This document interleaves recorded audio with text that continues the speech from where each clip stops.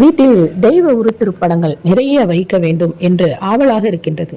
ஆவலாக இருந்தால் வைத்துக் கொள்ளலாம், தவறு கிடையாது. ஆனால் அந்த தெய்வங்களுக்கு நிவேதனமாக அவர்களுக்கு படையலும், அவர்கள் செவிகளுக்கு மந்திர உச்சாடனங்களும், நெருப்பு அதாவது தீப ஆராதனைகள், தூப ஆராதனைகளும் நம்மால் கொடுக்க முடியும் என்றால் தாராளமாக வைத்துக் கொள்ளலாம்.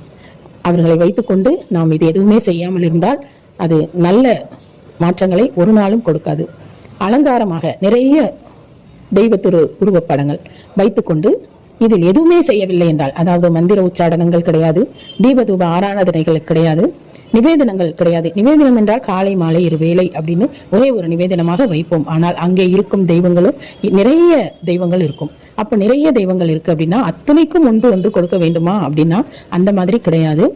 குறிப்பிட்ட தெய்வங்களை வைத்து நாம வைக்கணும் அப்படின்னு நினைச்சா சிரத்தையோடு நாம் செய்து கொள்ள வேண்டும்.